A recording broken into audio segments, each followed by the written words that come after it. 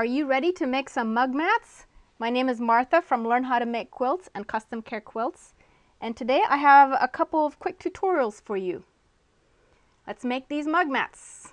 They're just a simple log cabin design with a little attached piece at the side to make them rectangular. Log cabin mug mat, finished size is about 7 7/8 inches by 10 3/4 inches. And here's the list of things you will need. A 2-inch center square, and these are all 2-inch strips. The first one will be a light brown, about 2 inches by 6 inches, a medium brown, about 2 inches by 11.5, a light or medium green, 2 inches by 8.5, dark green, 2 inches by 14.5.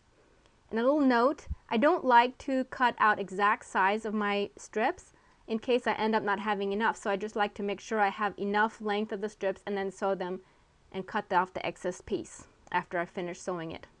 Then you need one additional piece, a strip of medium brown for the side, 3.5 by 8 inches, and a piece of about 8 inches by 11 inches for the backing of the mug mat, and the same size piece of batting, and I use cotton batting. Here's my supplies to make one of the log cabin mug mats. As you see, I've finished with one, and I have supplies to make a second one. You sew the light brown piece to one side of the red square. The red square is your center, so you just sew the light brown smaller piece onto the one side. Trim off the excess brown fabric, and then this is what you should have so far, 2 equal size pieces. Sew your next piece on going clockwise. You'll keep on going clockwise to the right. Again, you trim off the excess after you've sewn it on. Now you sew on the medium green, going still clockwise. Trim off the excess after sewing on the strip. As you can see how we've gone in a circle here. Now attach the second medium green piece, still going clockwise around the red square. Edges are trimmed on this one, and we're ready for the next piece. Sew on the medium brown strip. And you see first medium brown strip is attached. Let's attach the second piece. Keep repeating your steps of sew, trim, and add the next strip. And now you're ready for the next green, dark green strip. You've sewn the first one on. Let's sew on the second one here. And the log cabin block is finished. Now, to make your mat into a rectangular shape, let's add the wider brown strip to one edge. Your mug mat top is now completed. So cut your backing and batting pieces, the back 2 layers, 1/4 inch bigger all the way around than your top. As you see, both the backing and batting pieces are bigger than my mug mat top. Here is all 3 layers. Now just make sure that all 3 layers are layered correctly, with the backing right side facing the back and the batting in between. So I don't have a walking foot, which would be very helpful, and some basting spray. So I just put in a lot of pins along where I'm going to machine quilt my 3 layers together. And I just quilted in the ditch like this, so along each ditch I put lots of pins, as you see in this one. I did take out the pins just before you cross over them. Sometimes I'll cross over them, but it can break your needle or make it dull, or even cause it to skip a stitch. You can sew over them, but it might break the thread on the back side of the mat. The 3 layers are quilted, and I just did it everywhere, stitching in the ditch. And like I've said, you can use quilter's basting spray and a walking foot instead of so many pins. You trim off all the excess and even out all 4 sides of the mat. And then we're ready to bind our mug mat, just like you would bind your quilt. I cut my pieces 2 inches wide. I wanted a very narrow binding. For your seams to be at an angle, lay pieces like this. One of them is right side facing up, and the other one is the right side facing that right side, so it's facing down. Then you mark a line from one edge to the other edge, as you see here. Secure with pins and sew like I did on this one. You secure it on both sides, and then you trim off the edge, leaving a 1/4 inch seam.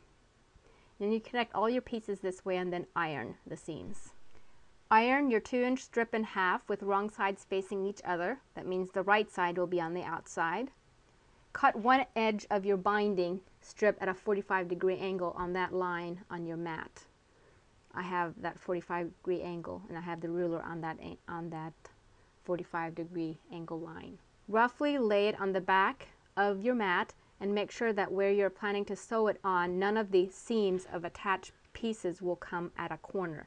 It's kind of hard if those where you attach the strips of the binding come at a corner to try and put it there. So you want to try not to have them come at a corner. Leave about 4 inches of the beginning of your binding and then sew on from there. Like this, about 4 inches loose at the beginning, and then I've sewn it on up to the corner, with the raw edge in line with the raw edge of the mat. The binding is raw edge in line with the raw edge of the mat. I've sewn it on all the way around using a 1/4 inch seam, and now to sew it together to the two ends. Lay one flat, then the other piece with the angled edge lay on top. Then make sure the bottom piece is about a half inch overlapping. That means it's 2 seams width longer, and put a pin there. Then cut a 45-degree angle right by the pin and trim off the excess, and then sew the 2 angled pieces together. Just make sure they will both angle at the same way, otherwise you'll have a triangle out of there. Anyway, then you lay it flat and sew on the last bit of your binding. Iron the binding out. So this one, as you see the binding, I've ironed it out. And now you can flip it over, flip the mat over to the front and bend binding around. You're ready to sew it down. I bring over the binding to just cover the stitching. As you can see, I barely covered the stitching. And then you make a straight stitch at the very edge of the binding. Attach like regular binding. Hopefully you already know how to bind a quilt. This will just help you. The binding is all sewn on, so give it a good iron. And this is the back and front of your mat. It's all done. I have 2 mats. I had one already made. If you happen to have a piece where the 3 layers have been quilted together, here's how to make a quick mug mat from such a piece. Here's my piece where these 3 layers have been quilted together already. Trim it to the size you want, about 7.5 inches by 10.5 inches.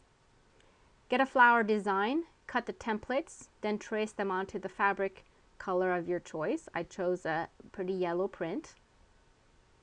I've traced my flower petals onto a yellow fabric and the flower center onto a white fabric, as you see here.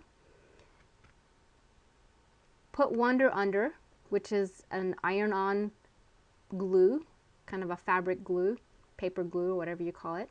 On the back side of your pieces, put parchment paper on top and bottom and iron.